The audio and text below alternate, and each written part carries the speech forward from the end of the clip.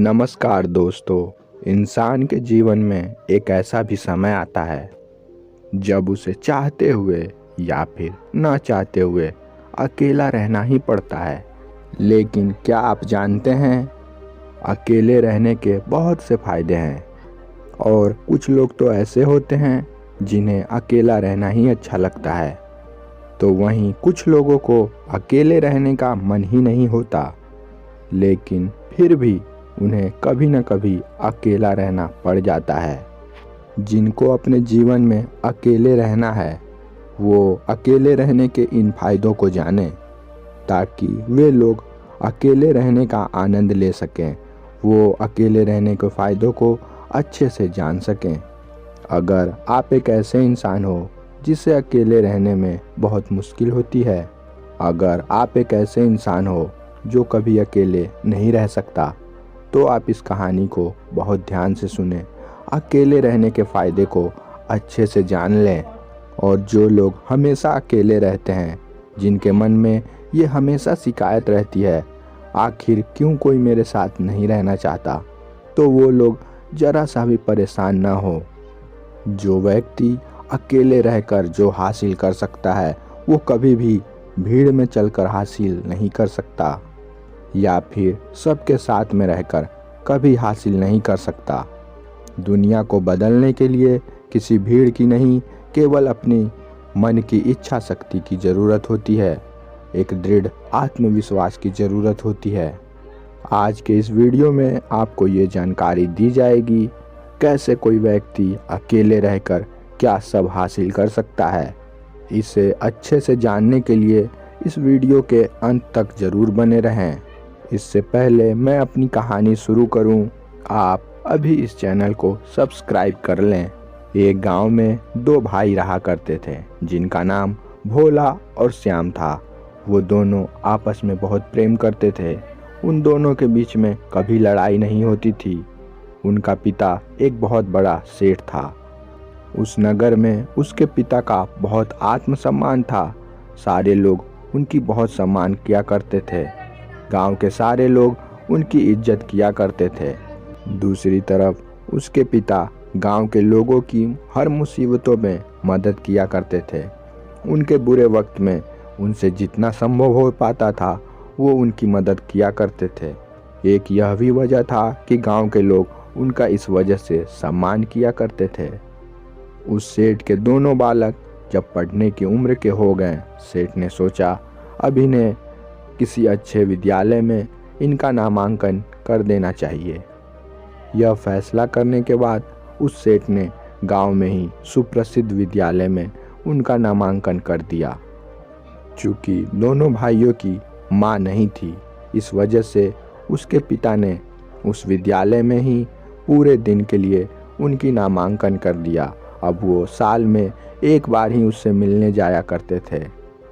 उस विद्यालय के बौद्ध भिक्षु ने उन दोनों भाइयों को एक एक कुटी प्रदान कर दी।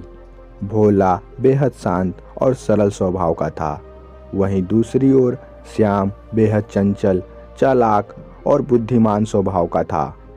भोला, जिसका स्वभाव सरल था, वह कभी भी किसी के बातों में ना आता, अपने समय को व्यर्थ के बातों में बर्बाद न करता।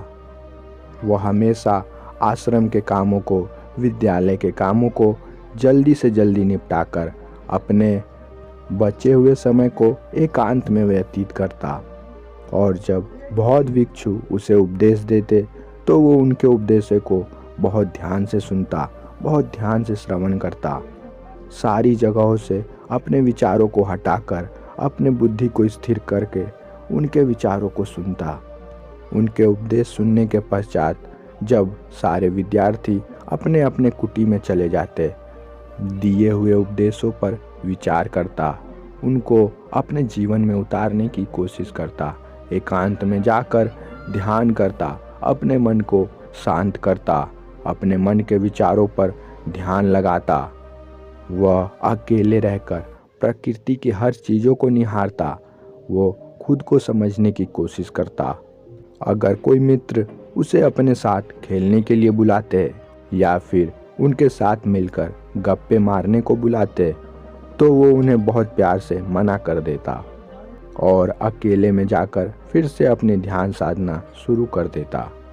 वहीं दूसरी ओर श्याम हमेशा अपने दोस्तों के बीच हमेशा घुमा फिरा करता था, उनसे गप्पे लड़ाता, व्यर्थ की बातों में अपना सारा समय बर्बाद कर देता, क्योंकि उसका मन चंचल था। जब भी बौद्ध भिक्षु सारे विद्यार्थियों को उपदेश देता, वह उन उपदेशों को ठीक से श्रवण न करता। वह इधर उधर अपने नज़रों को दौड़ाता। हमेशा वो यही सोचता, कब इनकी उपदेश खत्म हो और कब मैं अपने दोस्तों के बीच बातें करूं, इधर उधर खेलूं, कूदूं, टहलूं, अपने समय को अच्छे से आनंद से व्यतीत करूं। और वह विद्यालय के, आश्रम के सारे कामों को बेमन से करता। उसका मन काम में जरा भी न लगता।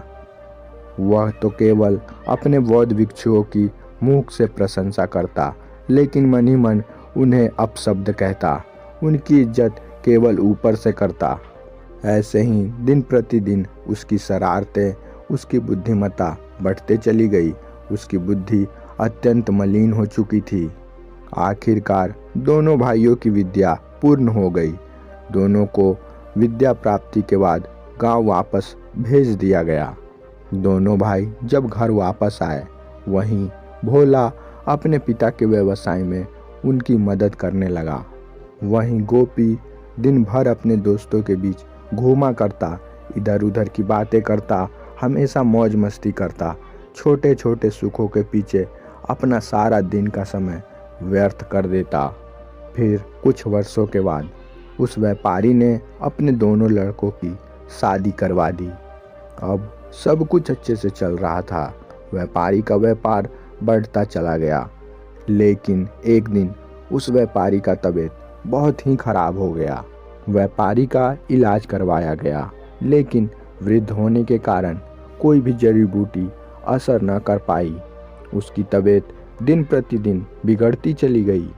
जब व्यापारी को यह एहसास होने लगा अब उसके प्राण ज़्यादा दिन के लिए नहीं बच पाएंगे, जब उसे ये विश्वास हो गया अब उसके प्राण जल्द ही छूट जाएंगे, तब उसने अपने दोनों बेटों को अपने करीब बुलाया।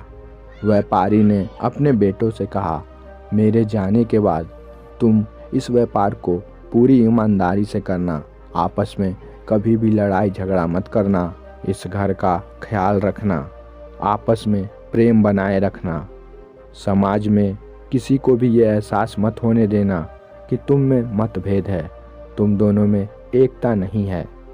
इतना कहने के बाद उसके प्राण वहीं छूट जाते हैं। वह वहीं पे मृत्यु को प्राप्त हो जाता है। श्याम चालाक और बुद्धिमान स्वभाव का था। वह बेहद चंचल था। अपनी इसी अवगुण के कारण उसने भोला से आधी जायदाद की मांग कर दी। भोला क्योंकि सरल और सीधे स्वभाव का था, उसने श्याम की बात को मान ली और उसने ऐसा ही किया। श्याम ने आधी संपत्ति लेकर अपने एक अलग व्यापार की शुरुआत की। वहीं भोला अपने पिता के व्यापार को ही बढ़ाता चला गया। वह उस व्यापार को ही पूरे मन से करता, पूरी लगन के साथ करता। श्याम ने गांव में एक नए व्यापार की शुरुआत की।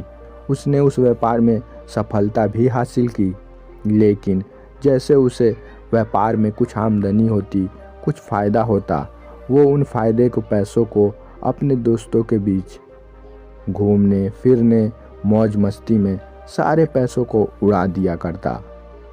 जब उसके पास पैसों की फिर ज़रूरत पड़ती, वो अपने व्यापार को फिर से शुरू कर देता। व्यापार चलने के बाद फिर कुछ दिनों के लिए वो घर बैठ जाता। फिर से वो उन्हीं दोस्तों के बीच अपने सारे पैसों को उड़ाता। ऐसे ही कई साल बीत गए। कई साल बीतने के बाद उसने देखा उसका बड़ा भाई भोला, जो गांव में किसी से अधिक मतलब नहीं रखता, वो अपने काम से ही मतलब रखता है, वो किसी से भी बोलता या अधिक बातचीत नहीं करता। उसने देखा उसके व्यापार में बहुत बढ़ोतरी हो गई। वहीं श्याम अपने व्यापार में कर्ज में डूबता चला गया। उसका व्यापार ठप हो चुका था। उसे ये समझ नहीं आ रहा था आखिर उसमें कौन सी कमी है, आखिर उसने क्या किया। उसके मन में बस यही चल रहा था, मुझे तो गांव के हर लोग जानते हैं, मुझे गांव का हर व्यक्ति पहचानता है। वहीं मेरा भाई गांव में किसी से बातचीत तक नहीं करता, गांव के लोग तो उसका नाम भी नहीं जानते। फिर भी उसका व्यापार दिन प्रतिदिन बढ़ता ही जा रहा है। मैं क्या करूं? मुझ में कौन सी ऐसी कमी है? अपने इन्हीं सवालों में वो उलझता चला गया। दिन पर दिन उसकी ये सवाल गहरी होती चली गई। अपने इस सवाल के जवाब को ढूंढने के लिए वह उसी बौद्ध भिक्षु के पास गया जिससे उसने बचपन में शिक्षा ग्रहण की थी। श्याम ने उस बौद्ध भिक्षु से कहा, हे गुरुदेव, हम दोनों भाइयों ने बचपन से पूरी युवा अवस्था तक आपसे ही शिक्षा ग्रहण की। हम दोनों ने एक साथ शिक्षा ग्रहण की, एक साथ शिक्षा पूरी की, लेकिन मेरा व्यापार ठप हो चुका है। वहीं दूसरी ओर उसका व्यापार बढ़ता ही चला जा रहा है। हे गुरुदेव, आखिर मुझ में ऐसा कौन सा अवगुण है जिसकी वजह से मैं इतना पीछे आ गया? बौद्ध भिक्षु ने कहा, तुम्हारा अवगुण यही है, तुम हमेशा दूसरों के बीच, फालतू के लोगों के बीच अपने सारे वक्त को बर्बाद करते रहते हो। तुमने कभी खुद को जाना ही नहीं, तुमने खुद को कभी नहीं समझा। तुम तो हमेशा दूसरों को ही समझने में लगे रहे, दूसरों को ही खुश करने में लगे रहे। वहीं तुम्हारा भाई हमेशा अकेला रहा करता था, खुद को समझा करता था। उसने खुद को और इस प्रकृति को समझ लिया है। उसने ध्यान की गहराइयों में अपने मन को डुबो दिया है। वह यह जानता है जो कुछ भी वो अकेले में रह के हासिल कर सकता है, वो कभी दूसरों के बीच में रहकर हासिल नहीं कर सकता। वहीं तुम हमेशा दूसरों के बीच अपने वक्त को बर्बाद करते थे। तुमने तो मेरे उपदेशों को ढंग से श्रवण भी नहीं किया, तुम तो बस अपने वक्त को बर्बाद ही किया करते थे। अगर तुमने मेरे उपदेशों को दिल से श्रवण किया होता तो आज तुम्हारी ये गति नहीं होती। आज मैं तुम्हें बताऊंगा अकेले रहने वाला व्यक्ति कैसे सब कुछ हासिल कर लेता है। उसमें कौन से ऐसे खूबियां आ जाती हैं जो कभी साथ में रहकर नहीं आती। बौद्ध भिक्षु ने श्याम से कहा, अकेले रहने वाले व्यक्ति में सबसे पहला गुण ये होता है, उसकी एक अलग पहचान होती है। और ये अलग पहचान की प्राप्ति उसे तभी होती है जब वो सबसे अलग रहता है। क्योंकि जब व्यक्ति सबके साथ होता है तो वो अपनी तुलना दूसरों से करता है, अपने विचारों को दूसरों से मिलाता है और खुद को उसकी तरह बनने की कोशिश करता है, जिस वजह से उसकी खुद की अलग पहचान मिट सी जाती है। वो कभी भी अपने आप को नहीं समझ पाता, वह हमेशा खुद को दूसरे की तरह बनाना चाहता है। वहीं जो व्यक्ति हमेशा अलग रहता है, हमेशा अकेले रहता है, वो कभी दूसरे के विचारों से प्रभावित नहीं होता। उसके अलग नियम होते हैं, वो अपने जीवन में अलग नियमों को बनाता है, उन नियमों पर चलता है, जिस वजह से उसे अमूलचूल सफलता हासिल हो जाती है। फिर आने वाले समय में बहुत से लोग उसके विचारों को, उसकी आदतों को अपने जीवन में उतारते हैं। दूसरी खूबी व्यक्ति में ये होने लगती है, वो दूसरों की तुलना में सकारात्मक सोचता है। वहीं जो भीड़ में पड़ा व्यक्ति हमेशा नकारात्मक सोचता है, हमेशा दूसरों के बारे में सोचता है।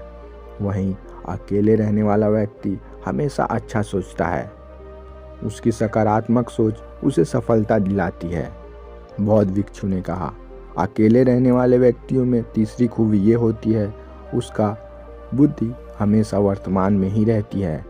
और व्यक्ति सफलता तभी हासिल कर सकता है जब वो अपने विचारों को वर्तमान में रखकर अपने काम को पूरी लगन के साथ करता है, पूरी विश्वास के साथ करता है। तो भविष्य में उसे उस काम की प्रतिभा, उसे उस काम का फल मिल ही जाता है। उसे सफलता मिलने से कोई नहीं बचा सकता, उसे सफलता मिलनी ही पड़ेगी। और ऐसा तुम तभी कर सकते हो जब तुम अकेले रहोगे, तुम्हारी सोच वर्तमान में रहेगी।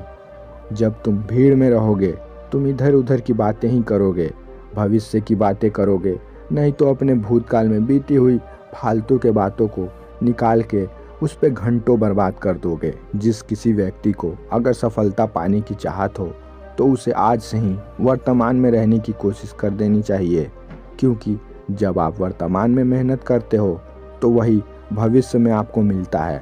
भविष्य रूपी महल का निर्माण केवल वर्तमान के ईंटों से ही किया जा सकता है। अब ख्यालों से बाहर आओ और वर्तमान में मेहनत करो। जो भी तुम भविष्य में चाहते हो उसकी शुरुआत वर्तमान से शुरू कर दो। बौद्ध भिक्षु ने श्याम से कहा। अकेले रहने वालों में चौथी खूबी ये होती है, वो किसी भी काम को जल्द से जल्द पूरा कर देते हैं। औरों की तुलना में वो किसी भी कार्य को अच्छे से और उससे आधे समय में ही पूरा कर देते हैं। और ऐसा इसलिए हो पाता है क्योंकि उनका बुद्धि हमेशा वर्तमान में ही होता है और वो किसी की परवाह नहीं करते। वो फालतू के लोगों के बीच अपने बातों को व्यर्थ नहीं करते। बौद्ध भिक्षु ने श्याम से कहा। अकेले रहने वाले व्यक्तियों में पांचवी खूबी ये होती है, वो औरों की तुलना में आत्मविश्वास से अधिक मजबूत होते हैं। उन्हें ये पता होता है वो किस कार्य को कर सकते हैं और किस कार्य को नहीं।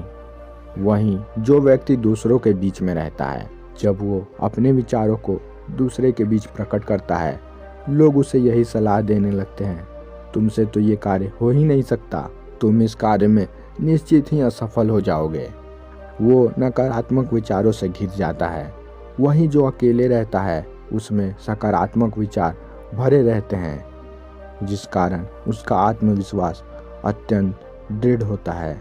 बौद्ध भिक्षु ने अकेले रहने वाले व्यक्तियों की छठी खूबी बताई।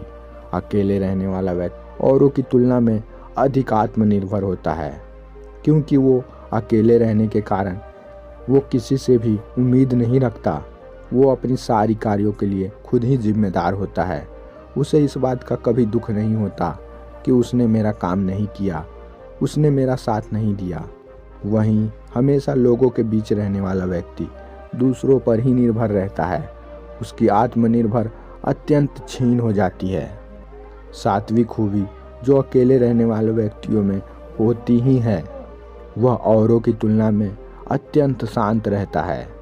जब कोई व्यक्ति अकेले रहता है, उसके मन में विचारों की कमी होने लगती है और मन में विचारों की कमी होने से ही शांति का जन्म होता है। वहीं जो व्यक्ति दूसरों के बीच में रहता है, फालतू के बातों से किसी व्यक्ति को बुरा लग जाता है तो सामने वाले व्यक्ति को बुरा लग जाता है और ऐसे ही दोनों के बीच लड़ाई की शुरुआत होती है, जिससे अशांति का जन्म होता है। फिर व्यक्ति शांत कैसे रह सकता है? और कार्य की सफलता तभी मिलती है जब कोई उस कार्य को शांत मन से करे। जब आप किसी कार्य को कर रहे हो और आपके मन में फालतू के विचार घूम रहे हैं, उसने मुझे ऐसा कहा, उसने मेरा अपमान किया, तो आप उस कार्य को अच्छे से नहीं कर पाओगे। सातवीं खूबी जो अकेले रहने वाले व्यक्तियों में होती है, वो अन्य की तुलना में उनका दिमाग रचनात्मक होता है। वो किसी कार्य को करने के अनेक तरीकों को ढूंढ लेते हैं। उसे किस तरीके से अधिक सरलता से किया जाए, वो इन तरीकों को बहुत आसानी से ढूंढ लेते हैं। वहीं जो सबके बीच में रहता है, उसका दिमाग इस स्थिति में कभी नहीं पहुंच सकता। बौद्ध भिक्षु की इन सारी बातों को सुनकर श्याम ने कहा, हे गुरुदेव, तो क्या आज से मैं सभी से बात करना बंद कर दूं? सभी से लड़ाई झगड़े कर लूं? बौद्ध भिक्षु ने कहा, नहीं, अकेले रहने के लिए ऐसा करने की कोई आवश्यकता नहीं। तुम किसी से लड़ाई मत करो, तुम उनसे उतना ही बात करना जितनी की आवश्यकता हो। वो एक बात पूछें, उन्हीं का जवाब दो। अपने बातों को उनके बीच मत रखना, अपने घर के बातों को उनके बीच मत रखना। तुम क्या करने वाले हो क्या नहीं, ये उनके बीच मत रखना। ना ही उन्हें कोई ऐसी बात कहना जिससे उन्हें ठेस लगे, क्योंकि जब तुम ऐसा करोगे तो वो भी तुम्हारे इस बात पे अपना जवाब को रखेंगे और जिससे तुम्हें बुरा लगेगा और इस सब बातों में तुम्हारा सारा समय बर्बाद हो जाएगा। ना ही तुम किसी से दूसरे के बीच किसी की निंदा करना, क्योंकि आज तुम उसकी निंदा करोगे और कल वही व्यक्ति तुम्हारी निंदा किसी और से करेगा, जिससे गांव में तुम्हारी बदनामी होगी। अकेले रहने की शुरुआत अपने मन से करो। अपने मन से उन बुरे विचारों को हटाओ। अपने केवल काम पर ध्यान दो। वर्तमान में जीना सीखो और वहीं से अकेले रहने की शुरुआत हो जाएगी। तुम में भी अकेले रहने के फायदे आने लग जाएंगे। तुम भी अकेले रहने के आनंद को उठा पाओगे।